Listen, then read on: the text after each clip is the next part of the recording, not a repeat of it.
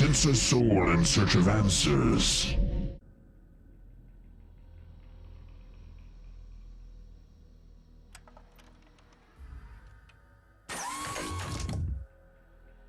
You know, it really shouldn't come as a surprise to any human being on the planet Earth that a game like Fallout New Vegas would get some form of downloadable content, judging by, how much Fallout 3 got, and yeah, you know what I'm talking about. Dead Money has now graced my console, and has given me a new adventure to test out. Is it worth $10, or should you save your money for soda and chips? I needed to come out of the cage to protect Dog from clever humans like you.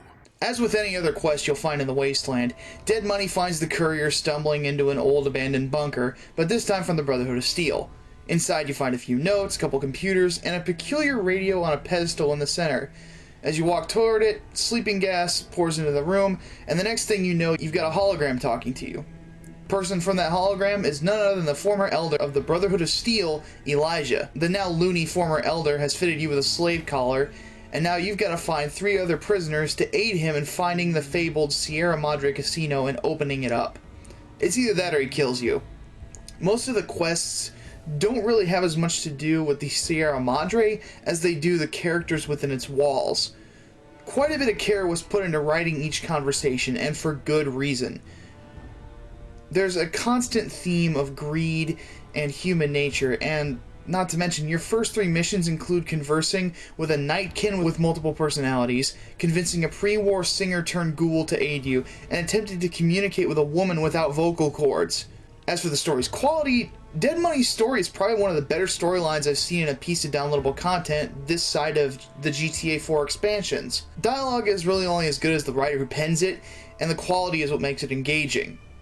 Every single conversation weaves and twists as if you're actually in the game and talking to these people. The only part that has a few hiccups is when you meet the mute character Christine due to her inability to speak. However, those issues lie in the fact that the Fallout series really hasn't evolved past the talking head phase, and one has to rely on reading text to get the full drift of anything physical in a conversation. Still, this one small hiccup really isn't enough to derail the quality, at least not in my opinion.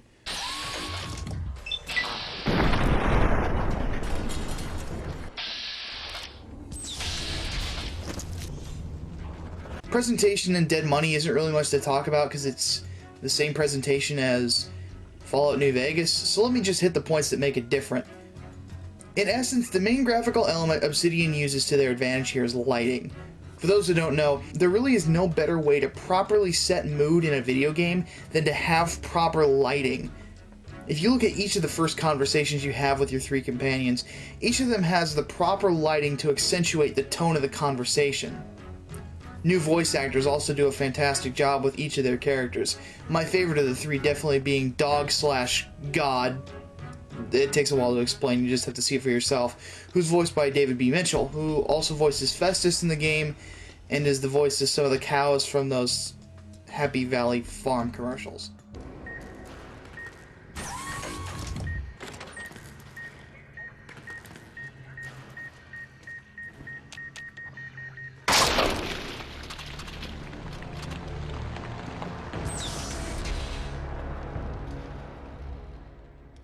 As with the core experience of Fallout New Vegas, Dead Money is all about survival.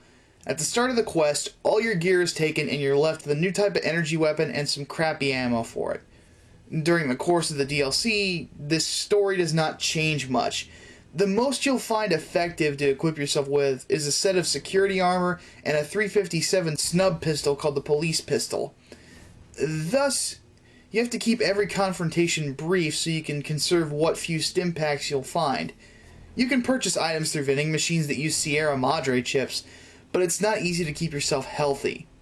On top of that, most of the place is booby-trapped.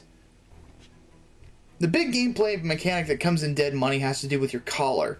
Signal interference from audio devices can set the thing off, so if you hear it beeping you need to get out of the range of the audio device. On paper it doesn't sound too bad, kinda ripped from The Running Man, but still, not too hard. However, the level design sometimes makes the game unnecessarily difficult. One part of the finale that frustrated me to no ends was an area with 2 armored speakers that would set the collar off in close proximity to one another. So to get past this section without getting my head blown off, after reloading my save 20 times, I had to strip my character naked, run as fast as possible, and make a jump I don't think the developers designed the level for me to make.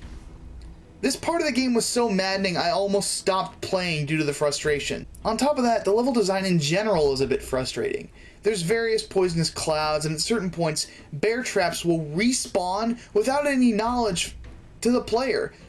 So if you think you've cleared out an area out of traps, chances are you're going to be wrong 5 minutes later. The enemies are also a new breed. The ghost people, as they're called, cannot be killed by conventional means.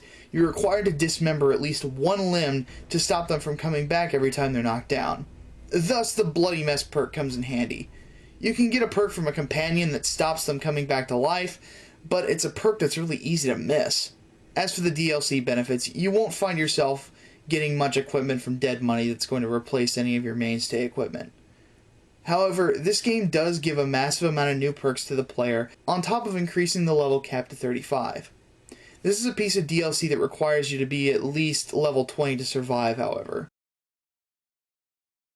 To conclude, the worth of the download is really up in the air. As DLC goes, Dead Money is primarily storyline based, and the gameplay can be particularly frustrating. However, the storyline's amazing, and the atmosphere is incredible.